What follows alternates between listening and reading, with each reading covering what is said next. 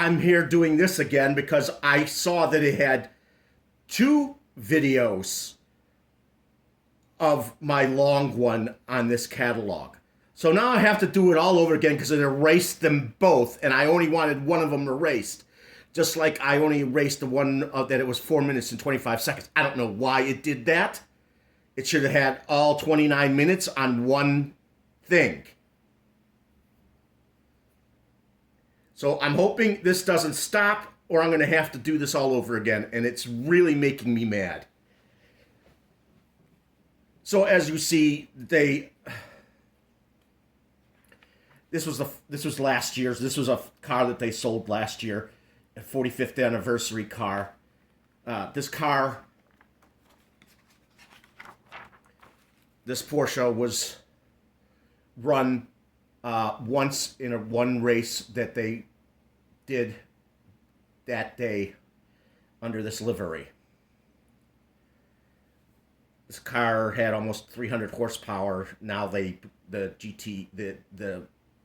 Turbo S's have 641 horsepower.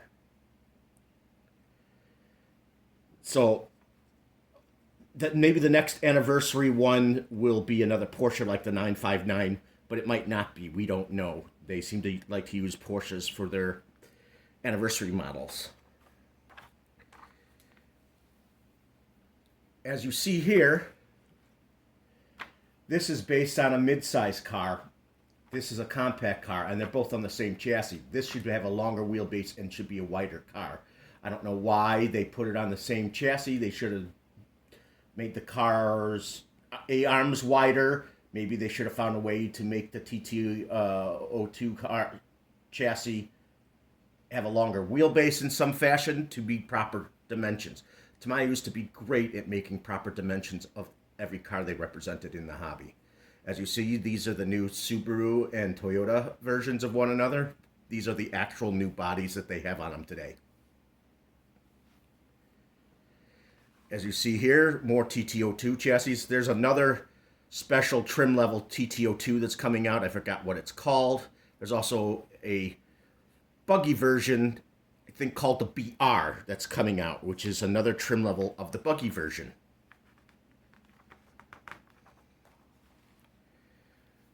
Here's some TT01 cars. I said something about the Scirocco last time. They sold those in Europe. The car is technically wider than a Golf and probably has more horsepower, but they never sold it in the United States. It used to be sold in the United States before they stopped making the car. It's a nice looking car from Volkswagen. I wish they would have made it. They could have put this car with rally tires on a M08 chassis, which would have been great because the car is properly a rear-wheel drive car. This is rear-wheel drive, rear-wheel drive, rear-wheel drive, rear-wheel drive. Normally front-wheel drive, but who knows, they may have a 4Motion model of this in real life when they sold it to the public. This was rear-wheel drive in real life. I wish they would actually get the drivetrains. As much as I love their cars, I would love them to do the actual drivetrains that those cars actually had at that time. As you see, they have the trucks here. They should have had a rear-wheel drive chassis for these because they're rear-wheel drive in real life. And they race them, even though I think the Mercedes is the best looking of them all. Hop-ups for it. I think those are also hop-ups you could use probably on the TT01s. TA08 Pro. Hop-ups for it. They used to have... Well, there's a new chassis out. I don't know if it's a TBO Evolution 8 or a TAO Evolution 8. But there's another chassis with 8 in the name they just came out with. As much as I like this body, this chassis could have made I've seen be turned into a rally car. Does a really good job of being a rally car. They haven't repackaged this with a touring car body, which it can fit, which is unfortunate. There's so much they can put on this car, just like they do the TT02. It's a really good chassis. Here's the F-104 Pro 2s. I think back in the day, might have had one, but I know Kyosho had one with two independent rear suspensions on their Formula One cars, which they really should if they want to stay scale, because those had independent front ends too and rear ends with cantilever suspensions on them.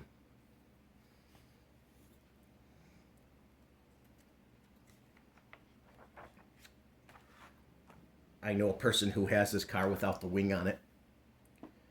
Uh, this car weighed like 1,200 pounds in real life.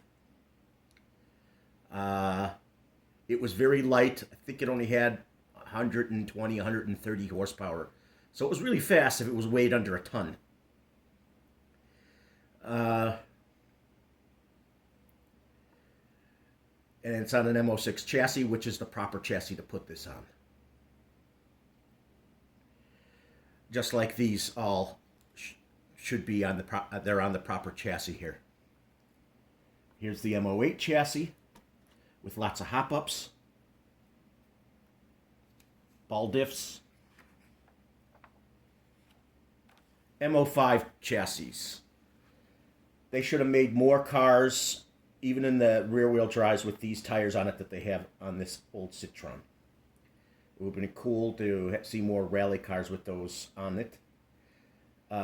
And rear-wheel drive rally cars that were two-wheel drive that would have those, you use those tires on. I can't believe they made this front-wheel drive. This is a rear-wheel drive car. And this should be on the MF-01X chassis, because this is based after their rally car, this Yaris. So, which is all-wheel drive in real life. And they never sold it in the United States, which is a shame. That car would have sold like hotcakes. It was quick, had 260 horsepower, and all-wheel drive. MO5 hop-ups, MO7 hop-ups.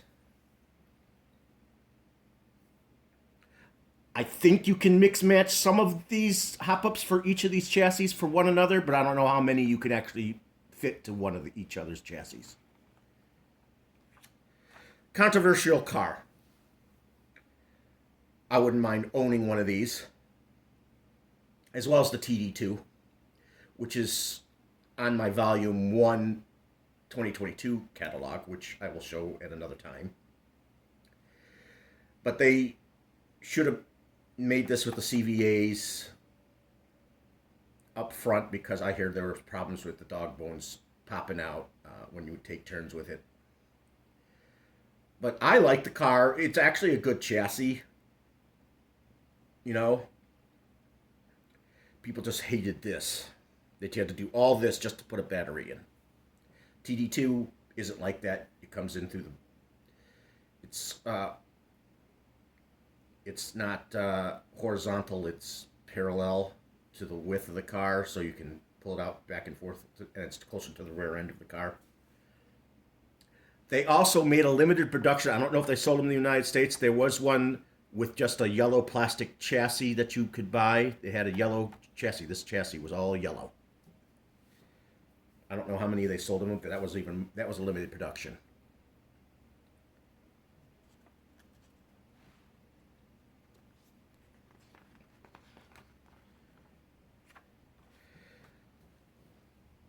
I have this, but the normal one. This was a very popular car. They decided to make more of them after it was a limited production, which is nice. More people wanted this car. It was that popular, I think. They have a blockhead version of the Hot Shot 2, which has some physical differences on it. But people are disappointed that they used this theme. The actual Watanabe one was red, white, and blue. They should have used that instead of just keeping with this, because people don't like the way it looks with this same as the wild one. It doesn't go with it. I wouldn't be upset of getting the Hot Shot 2 that will be coming out later for next year, even if it's a blockhead one, but they should have actually kept it the way it was normally. So all the Dragon cars, except for the Terra Scorcher, which was on the same chassis, a lot of people don't particularly like the character cars, but they can grow on you. Some people said they grew on it. They didn't like the way it looked, but then they said, it grew on me, these cars. So I wish I had the whole setup of all of these. This was, they used to have this body on a CC01. The proper one is what the CC02 is. It's the proper, the body's on the proper chassis on the CC02 because it has a live axle up front.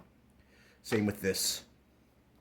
This body for the Mercedes was this year's look of body. It shouldn't be on this chassis, this body. It should be a different body on this chassis. But they did have live axles back in the day. Now they have independent fronts, so they could make a long wheelbase version of it on a CC01 and it would be more proper with that body. This car here, the Landfrieder Quad Track, I hear this thing takes over 100 ball bearings in total. I don't think there's any car in the industry that has over 100 ball bearings in it in the RC hobby, especially in 10 scale. That is a lot of ball bearings. I think the ball bearing set's over $100 for this car. There's that many. There's the TT02 buggy version, which they now have a new trim level I told you about. I think it's called the BR.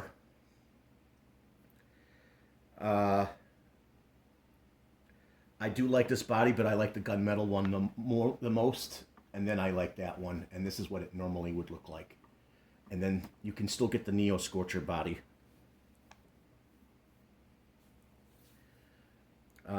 I wish they would have made at least an MS version of the DT03. They never made another trim level like they did the TT02. And they even made, with the TT02, they even made TRF models of it. They should do the same with the DT03. I know the DT03 is very cheap to start into the hobby and it's a good chassis, but they could do a lot more with it like they did the DT02s. Here's the DF03, which had also a Aero Avanti body on it. But this is the Dark Impact. I don't think anybody has a problem with it being with this body, but they did with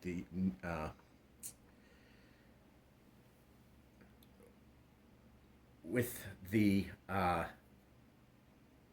Aero Avanti body on it. I think you can still get the Sand Viper. I thought they discontinued that particular model. I don't know where you can get the DNO ones. There's only like one video I've ever seen of someone running one of those. It's too bad. I wish there were more people who got one of those and shown it more often. I'd like to know more about the car.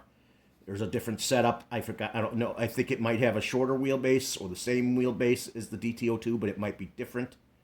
The front suspension is definitely different on it. I don't know if the gearbox is the same, but there is something different about it if it's a DNO one.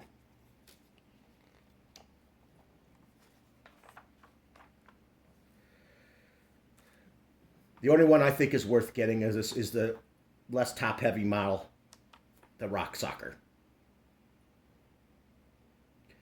That is the best looking of the CRO ones. Now, they have a FT version of this car now, too, with the tracks on them. And it seems to move faster than the TT02 version TR. There's some videos with this running with the tracks on it.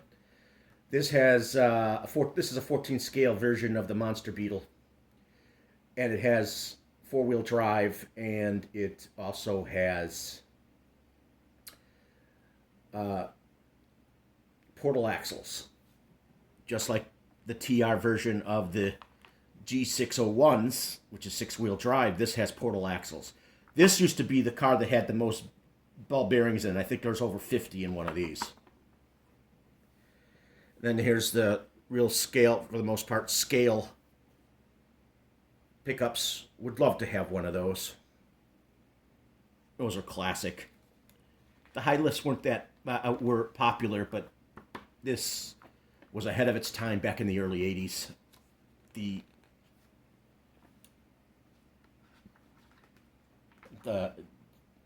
Bruiser. The four-wheel drive high lifts, they all have full-time four-wheel drive in all gears, unlike the other one. Here's the MF-01. People were upset that they put this on this chassis. This body should have been on an M08 chassis with those tires. And they never did it.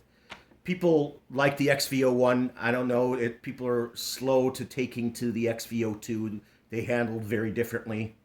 One has better turn in when you steer the car, and the other one likes to hang out its back and drift it. So, which doesn't have a front engine, has a front mid-mounted engine with a mounted motor with drive shafts instead of than belt drive. They have a gold version of this. These are fun little cars. It looks like tiny, but they're the SW01 chassis. You can still get them. Four-wheel drive, four-wheel steering. You ever seen, you should see these things run. They run pretty fast when you put the proper motor in them. They race these. I've seen them race, the T301s. So, I can't believe they still haven't made another body for those. There's only two. And the dual rider's the best looking. Okay, now we got the comical ones. We got four-wheel drive comical ones, the Vante and the Hot Shot.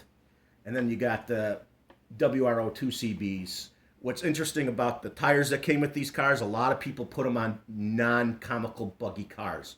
People like the tires or the way they look on some other RC 10 scale cars that they make. And they can fit on other cars. So it's kind of interesting. So these are kind of popular, but the tires are definitely popular from these vehicles. I have this metallic special. I have this car. I have this car, this car, this car, this car, this car, that car, that car, and this car. I liked that this came with oil-filled dampers when it came out last year. I might one day actually put a lighter oil in it so it's less stiff. I have this too. Would love to have an XR311. I think it's cool, even though it's a 12 scale, it's just cool. They need to bring the Cheetah version out of that car. So there was an auction not too long ago. A man passed away and they were selling his stuff. There was a Chrome Edition Rising Fighter. I did not know that. And he had like all the Chrome Edition vehicles that Tamaya ever made.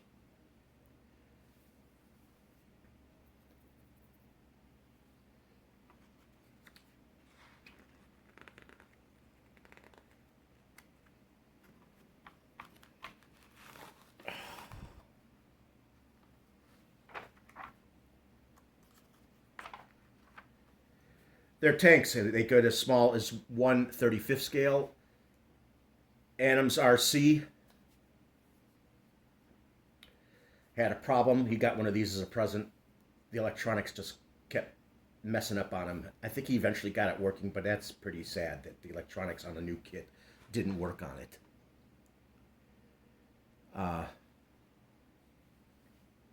Oh, I think I forgot to say something here. Go back.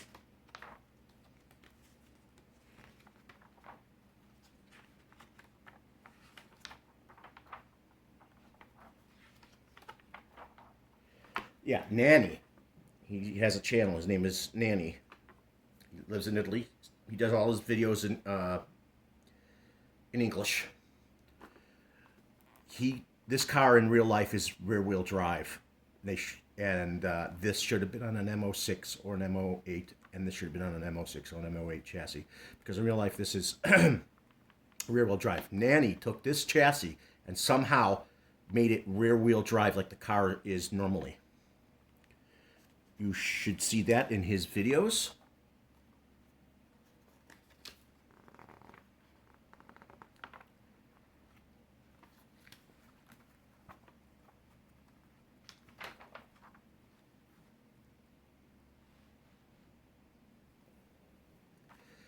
Here's the trucks, the semis.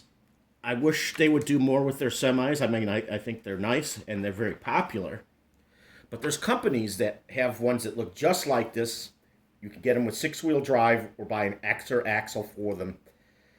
The running gear is pretty much the same from what I understand. I could be wrong about that. I know someone who has this tanker, which I think is the nicest of all the of them all that can pull the trailers. They should make them all have a full interior and have doors that open on them.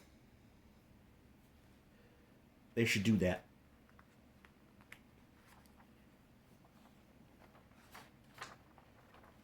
Oh, I've also seen in Europe they have vehicles that look like this but are 8-wheel drive. Here's all the hop-ups for them.